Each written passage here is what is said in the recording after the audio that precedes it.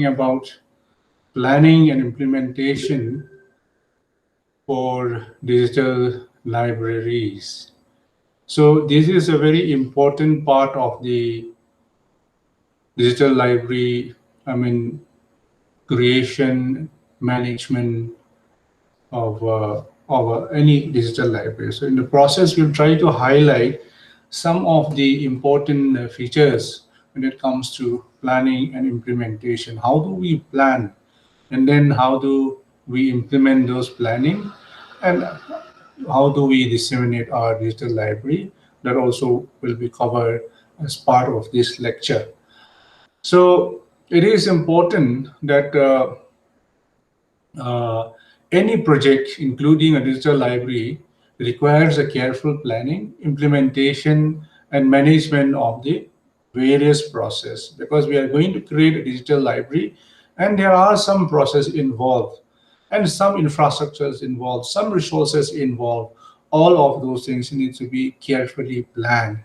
So this is essential if the product is to successfully meet the user requirement and be as per the acceptable standards. Therefore, digital library collection normally involve planning, implementation, and dissemination, or promotion and uh, provision of our services. Now, what is this planning all about? Digital library collection mainly involves identifying various tasks. This is because, as we said, since we are going to create some, we're going to create a project, so there will be many tasks. So the first thing is to identify what are the jobs or the tasks that is going to be performed during in the event of a digital building a digital library. So these tasks will involve the library, collection. What will be your digital library collection? Then strategies for handling these tasks, who will handle it, how will handle it. So all of those things. Then identifying the required resources. So what type of resources are required?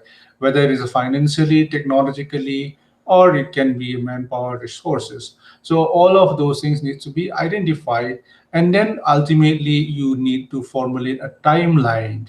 So how long will it take to perform one task with the given resources, and on that basis we have to work out what is going to be the timeline to accomplish all these tasks. So if you have a large digital library, probably you will go for a feasibility study.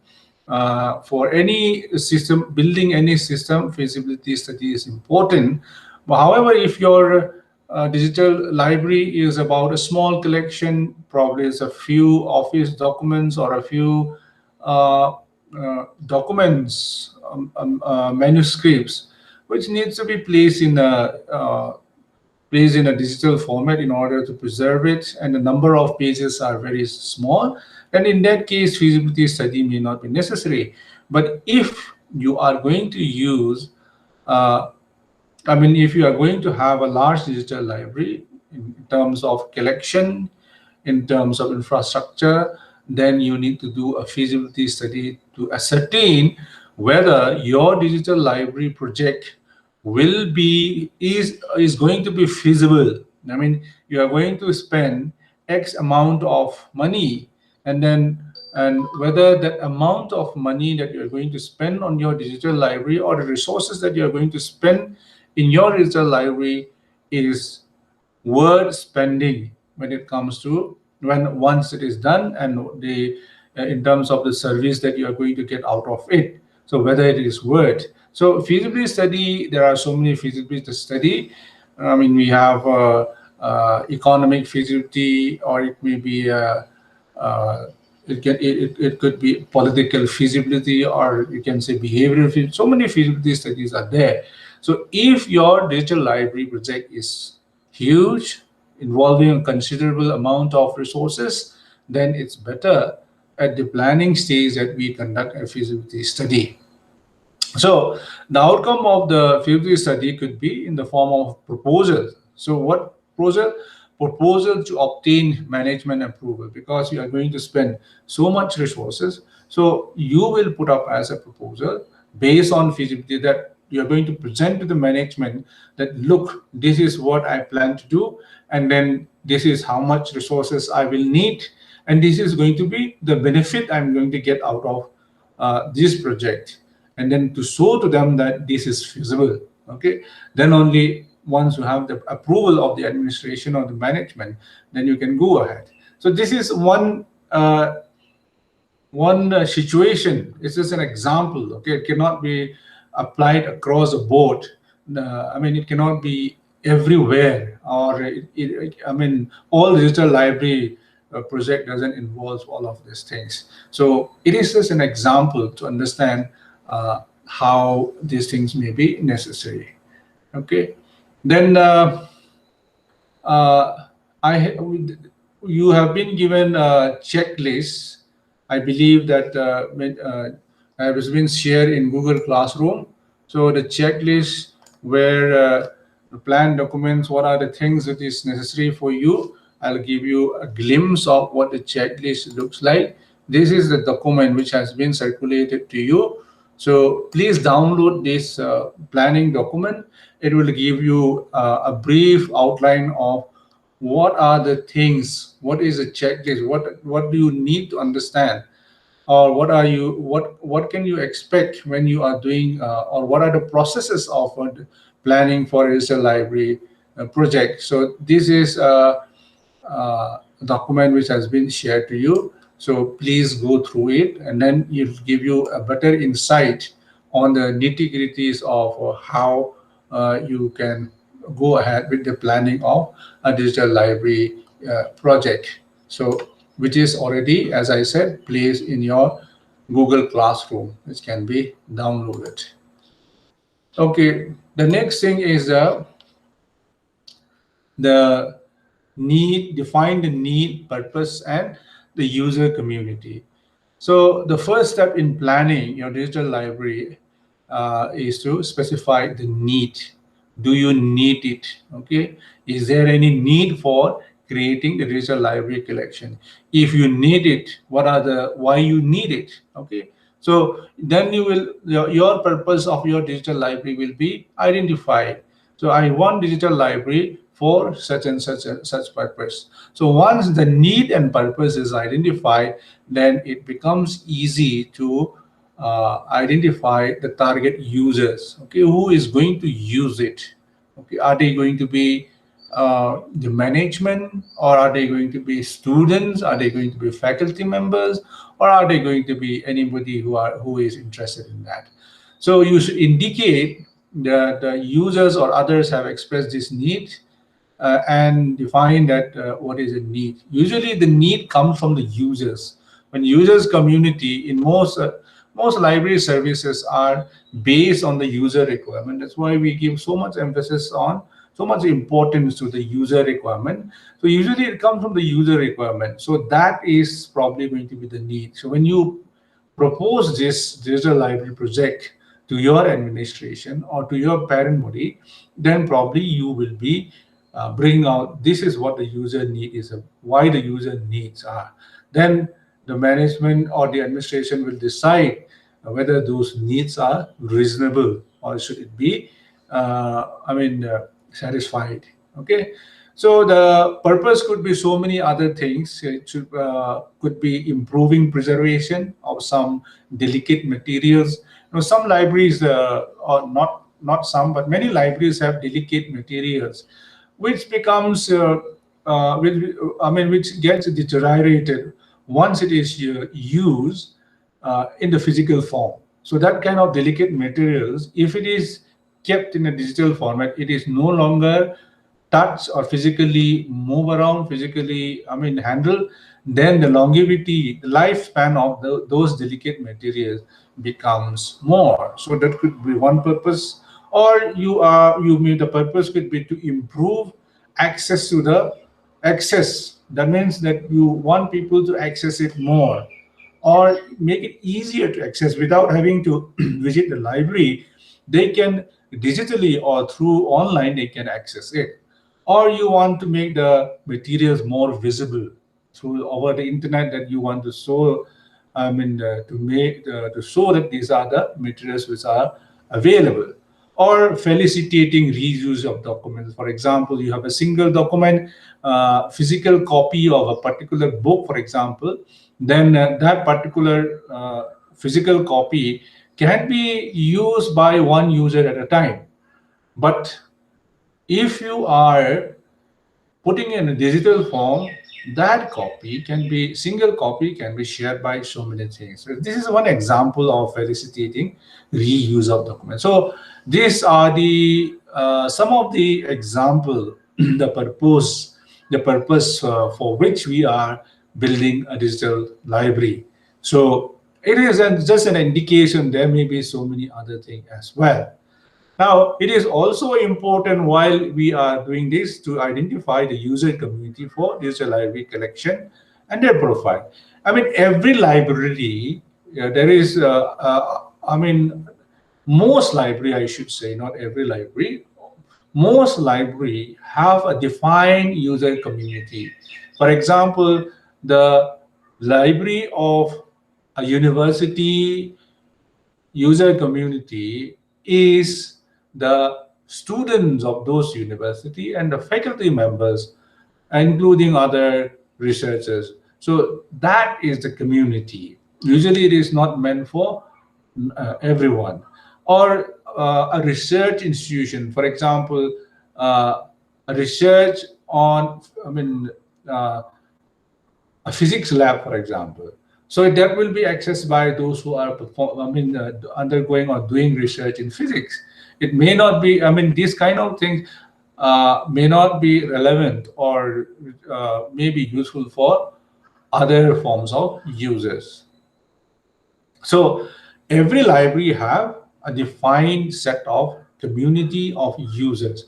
So at this stage, in the planning stage, it is important that we identify who are going to be the target users, because that identification is going to determine what is going to be the collection and in what form we are going to, in what format we are going to disseminate. So all of those things will be determined depending upon the target users. Then the next stage in planning is selection, select and analyze source materials. This is one step which is very important in digital library, to define what is going to be the source material and what are the key attributes of these source materials. You know, you are going to have what type of materials you will have, and then what is the attribute, what type of materials are they. Okay, for example, source materials like you may have a project report, publication, or working papers, research working papers, thesis, audio, video lectures, songs, musical scores, etc. Okay, each of them have different attributes. For example, like a thesis have an, is usually not published, and it is in the form of a, in the form of a book. Okay, and then usually seldom published. It may be published partly as papers, and then it is very much the attributes of a thesis is very different from that of an audio. Okay, and then that of a video lecture such as the one you are listening to now is not the same as a books, or it may be songs or musical scores. So each one has its own unique, different types of attributes. So those things needs to be defined, identified at the stage of planning. Then you also identify the volume, that is how much, the number of documents and the number of pages to be included in the collection. Now we mention pages, number of documents to be part of the collection, number of pages. This relates to physical, okay, or printed material. These relates to physical or printed materials for your collection, because to identify the volume of this physical and printed materials that you want to include as part of your digital library, it helps in planning for the digitization. That means conversion of printed or physical objects into digital objects. Okay, then you specify what portion of the material to be digitized. So sometimes you have a collection. Library has a collection. It has this much collection, and then it may not be feasible or it may not be necessary that all of this library collection be digitized. So if you look at the collection, maybe this is 25%, this is 25%, 25, 25. Maybe only 25% of your collection needs to be digitized. Okay, so that kind of thing needs to be specified. The portion that needs to be specified. Maybe the remaining portion of your digital resources that you are going to include in your library, in your digital library, like this, the remaining 75% is already in digital form. Only 25% needs to be digitized. So that kind of assessment needs to be made. Okay. So at this point, we should not forget that every document comes with copyright restrictions. So every document or every object or every material comes with some copyright restriction. So these also needs to be uh, attended to, because we are going to allow or restrict the usage based on this copyright restriction. All right. Now, moving on to the next stage of digital project planning, determine digital library collection requirements and features. Okay, at this stage, you should define what is going to be the key features of your digital library collection that you are going to build. So what will you do? You identify the nature of collection. For example, whether it's going to be nature means static or dynamic. In the sense that, for example, you are trying to identify 10,000 books. I mean, you are going to digitize 10,000 books. And this is going to be a one-time digitization. After that, you don't expect to digitize more. Then your nature of collection is static.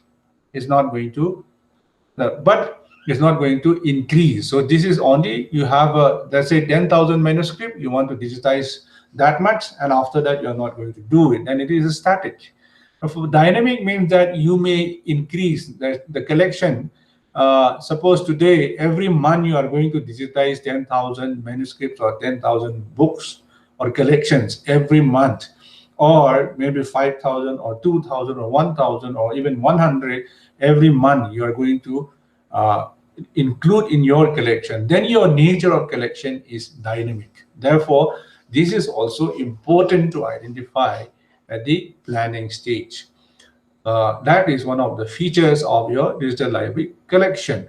Then you establish a permitted usage that you will allow your users. Okay, that means is there going to be some restriction on the usage, or is it going to be all free for all users? Or on a kind of delivery, are you going to put it in the internet? I mean, create a digital library website and then put it up on the in the internet and then make them accessible. Okay, or you can put in some kind of a CD-ROM or maybe some delivery mechanism, memory delivery mechanism, and people can use it. Okay, then you should also define metadata. Okay, what type of metadata standard you are going to use it.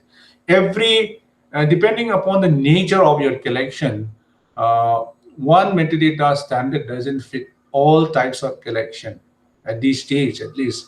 Hopefully, in future, all digital library collection may be, I mean, may have one metadata standard, but as of now, every digital object seems to have different types of metadata. So what metadata you are going to use for which books may have one type of, I mean, popular metadata for books are like Dublin Core. So for video collection, something else, audio collection, something else.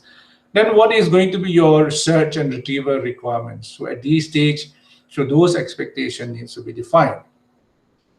Then you assess the document formats to be used for storing and delivering documents, and the user and requirement to handle these formats. I mean, in what format are you going to store the? Okay, there is three. I mean, three things: storing of the document format for storing and for delivering, and the user format for the user and for the users. So there are three important things. So this delivering the document and the user, I mean, the user format is more or less the same, but storing may be different. For example, you may store pictures. Your digital collection, if it includes for images, may be stored in raw format. But when you deliver it, when you are, I mean, your delivery format can be JPEG format. So accordingly, the users will require a software in order, I mean, to read, to view those JPEG files. So those things also need to be identified. Why? Because when you go for some obscure format, which may be very good, but if it is not very popular, then user may have problems. I mean, accessing those I mean, those files, which is not in a very popular format. That is why document formats like a PDF is very popular, because PDF files, I mean, it maintains the the formatting, and then it also I mean, PDF readers are freely available. Any users can, even your web browsers are have inbuilt PDF readers. So that is why you have to think of which one would be most convenient for the users without losing the quality of your storage, your stored documents. Why? Because it is important to maintain some backup copies. Okay, it is important to have backup copies. Tomorrow, if something goes with your collection, you can always take it up. I mean, put it back from your backup copies. So, what is going to be your strategy for maintaining backup copies? Are you going to back up everything, or are you going to back up? Uh, I mean, every day, every month, based on the how often you are going to add your collection. So this decision can be made. Then you assess. Okay, you assess the digital library software. Which one, based on your requirement, which software is going to be the best. So there are so many open source digital library software available. So even this open source digital library software, not only the software is available, but there are papers which have made assessment, or which has made some ranking of this digital library software. So every digital library software may have some differences in terms of features. Some may have more features, and some may be more heavy, some may be more lighter. Okay, so those kind of things need to be assessed in order to select or determine what is going to be your digital library software. Then the next is you plan approach to digitization. So digitization is an important aspect. Okay, let us not confuse digital library, okay, and digitization. This is something I've seen in the even in the articles, in the publications also, that people often use this digital library and digitization like a synonymous, as if they are synonymous. These are not these synonymous. A digital library can be built with or without digitization, because digitization is the process of converting a non-digital material into digital formats. So that is different. Digital library, on the other hand, is the collection of those digitized formats. Okay, where you have there's a library where you keep all those digitized formats. So digital library and digitization should not be confused. However, uh, digitization is an important part of digital library collection. if you are going to convert non-digital materials into digital format. So you should be clear about these requirements and process. In first thing is that what are the digitization requirements? What type of requirements do you need?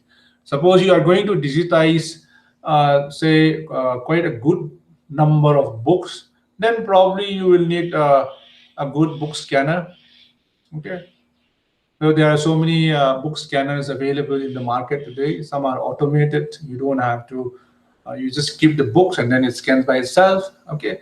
So depending upon what are you going to digitize it. Okay. So what is your digitization requirement, and how are you going to convert those things? Here it is given two things.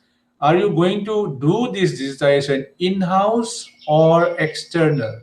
That means, are you going to do within the four walls of your library only, that is in-house, or are you going to outsource it? Okay, that means give it to a sorry, give it to a third party who will do the digitization. Okay, give it to somebody who is not part of your library or part of your institution, who will do the digitization. Then on that basis, sometimes, when you are doing in-house, you have to purchase so many things. You have to purchase, for example, in terms of books, you have to purchase book scanner, you have to purchase a storage space, servers. So many requirements are there, and it sometimes is cheaper when you outsource, give it to external agency, and then they do the digitization and you get the ready-made digital library. Even the storage space is outsourced these days. Okay, with cloud computing, now your library, okay, your library collection, your digital library collection can be kept in a cloud, that is in the storage space of some agencies or some organization which specialize in storage space. Okay, I'm storing those kind of things. So for example, like Google Drive, a simple closest example would be Google Drive. Google Drive, when you store something in Google Drive, it is available. No matter from where you access it, it is available there. You can access from your laptop, you may access from a friend's computer, you may access from a cyber cafe or some office who you access it. As soon as you log into your Google account and go to your Google Drive, whatever document you kept is there. That is one, simple example of cloud computing. Similarly, your digital library collection can be stored in that manner. Okay, so you have to decide in when you are going to convert or digitize it. Are you going to outsource it or you're going to do in-house? That is why, if your digitization project is huge, in the beginning we said that it is better to have uh, a feasibility study. So these are the things why feasibility studies are necessary. Then another important thing is that in your digitization, workflow is important. Okay, from the suppose you have to pick up the, for example, in case of books, from the shelf. Okay, from the book shelf, then to the scanner, and then the books will go back to the shelf. Okay, and then from here, how will you, the soft copy, how will it be stored in the storage page, and ultimately how will it be uploaded? So that kind of workflow process is important, because when the volume of digitization is huge, the amount of document that you're going to digitize is big, then a workflow is necessary. Otherwise, without this proper workflow, you may have noticed that you go to any library where no proper workflow is maintained. When it comes to digitization, you'll see that everything is in topsy-turvy, everything is disorganized. something is there, something is there. Ultimately, some of the printed documents cannot be traced, some of the digital document cannot be traced.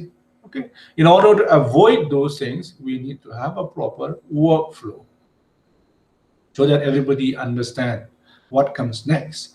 Now, coming to the next one is the determine the source requirement for your digital library project implementation. So you should identify the resources and money required for creating your digital library collection. Here there are three things. One is the IT infrastructure. What type of software, what type of hardware, what type of network infrastructure you will require. Okay, these need to be identified. And are you going to require personnels? Okay, people. Are you going to involve? Use trained personnel, or are you going to recruit new people, or are you going to use existing people? Give them as an additional assignment. Okay. And then what is going to be your financial requirement? So you may have to maintain a budget breakup. So this also is very important. So without this understanding, you cannot go ahead with your digital library. Now coming to the next point, this prepare implementation schedule and timeline. As we said, the what are the major milestones and requirements are. Okay, what are the major tasks that you have to identify? I have given you the document. From there, if you look at the that document which we have uploaded, I've mentioned in the beginning, you will see what are the things, what are the major tasks usually involved in digital library. All of those tasks may or may not be necessary for your particular digital library, depending upon your local requirements and as well as your, the size of your digital library. Then how long will it take to establish and launch a digital library collection? It all depends on key factors such as like collection size, the volume of materials to be digitized, then uh, metadata. You can get metadata ready-made, through resource sharing, or you may have to, do it from scratch, or and then what type of quality is expected in terms of your collection. So based upon all these things, the time requirement may be more or maybe less. When the expectation is more and the size is more, material is, the material to be digitized is more, and metadata to be assigned is more, then the amount of time requirement also is more.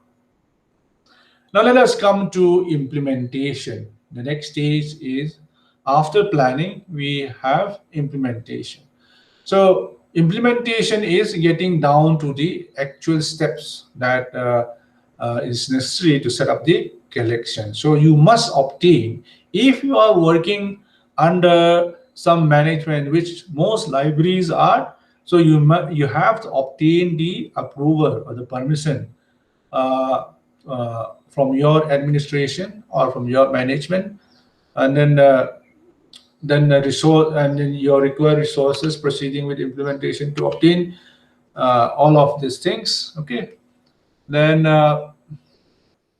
yeah, you should identify the, if necessary, a designated project manager. You yourself may be the project manager. So then you have to lead the implementation of digital library project. If someone else is going to do that, then the libraries will identify who is going to be the project manager. For a large digital library project, it is necessary to have a full-time project manager. Okay, but a small digitization, like I said, a few manuscripts and rare documents, and somebody like one library professional and IT staff can do it side by side. The role can be assigned to them as part of their existing job, or it can also be assigned to them as make them to work full time basis on the depending upon the size of the project.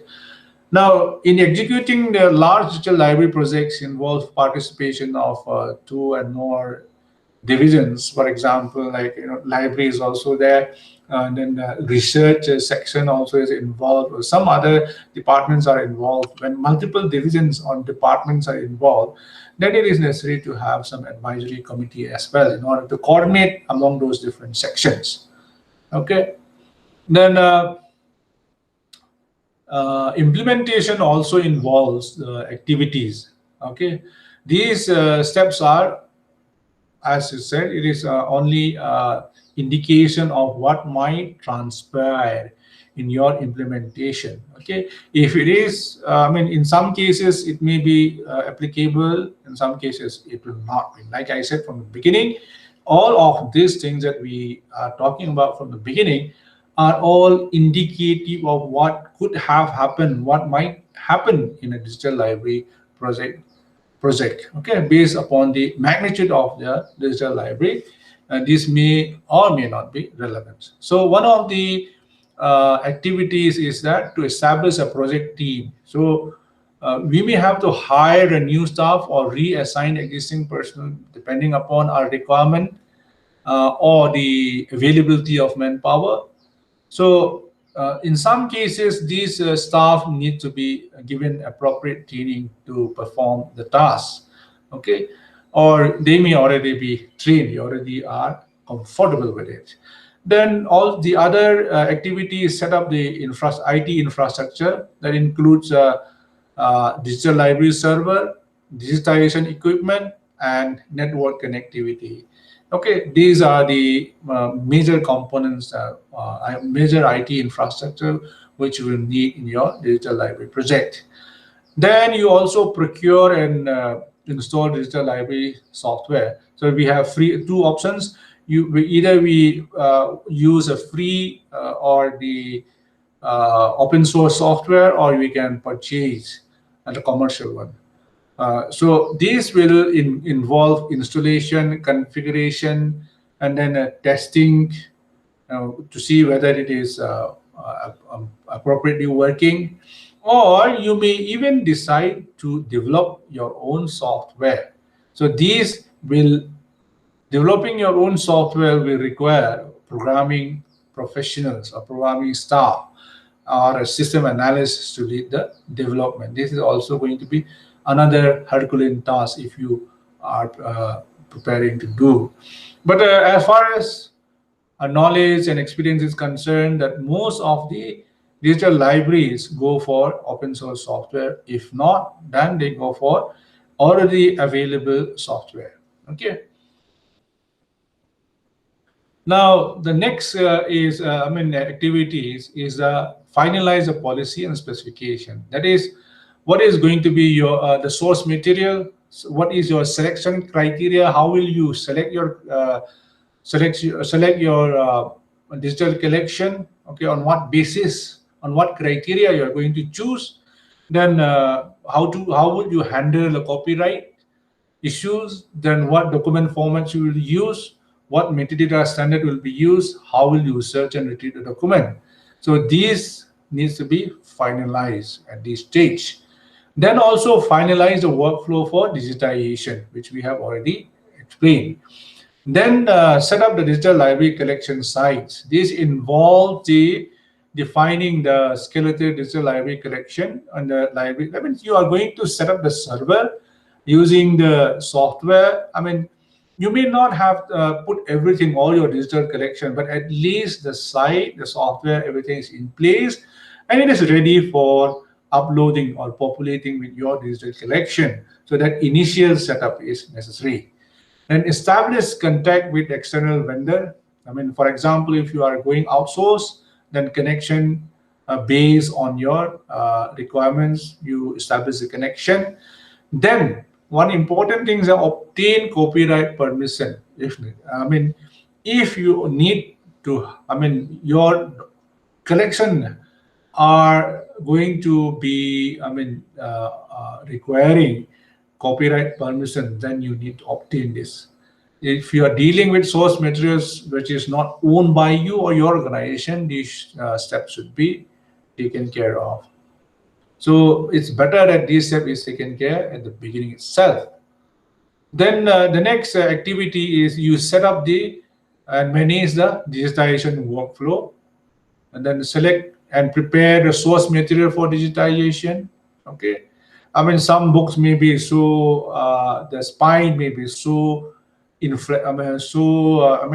tight that in some cases people remove the binding, and then after the scanning is over they put it back. Okay, so removal of the binding temporarily is one example of preparing the source material for digitization if you are doing digitization in your digital library.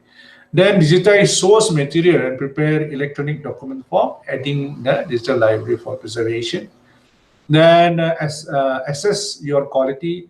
Is your digital library after conversion, after digitization, meets the requirements, expectation that you expect that there should not be any blemish or any, I mean, the scanning should be perfect, the lines should be straight, okay, that kind of thing. You have to, you can access. Then you catalog and classify and index document, that is metadata assignment. Then assess the quality of metadata as well. So does it meet the approved metadata requirement? Then managing the files, naming of documents, their storage in various folders with metadata and so on. Then develop the digital library collection website and user interface, because this is going to be like online public access catalog. This is going to be the main phase or the interface or the phase of the library, just like your library building. People look at it and decide whether to go in or not. Like that, when your digital library website should be impressive enough, and then easy to use for the or convenient for the users.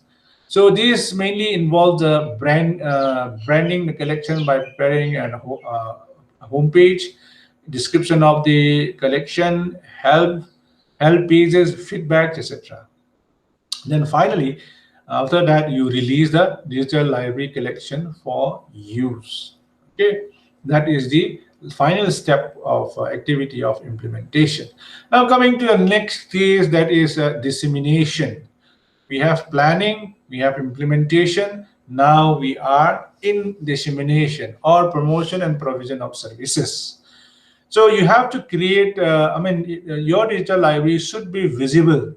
Okay, should be visible. Creating a digital library which is not visible, which is not known to the users, is a useless exercise. So your digital library should be visible, and it should provide easy access for your users. Okay, it's not only visible, but it should be easily accessible. One way of achieving this is include links or brief description to the collection site in the appropriate place. For example, your library website prominently should be placed that this is a library collection. You can put a link there prominently so that anybody who visit your library website or your institution website knows that when they this is a link to this is a library collection.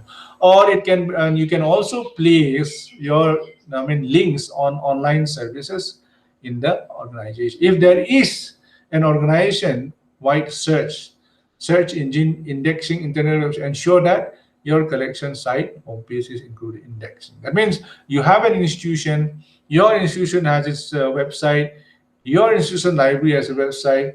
Then in that, when it is indexed, okay, all of those things are indexed as a part of that organization. Your digital library also should be indexed. Now the next dissemination, uh, in the absence of online access. For example, we said in the beginning that your user community needs to be defined. If your user communities are not having internet connection or not likely to access materials, resources through internet, or they don't have internet, probably you can think of a local area network. I mean, within your institution, without the necessity to go through the internet, use the internet route, they can use a existing local area network, and through that they can access it. That way you will save a lot of internet time. Okay, Then maybe you can provide through email based on query. They ask for such and such thing, then you provide the services.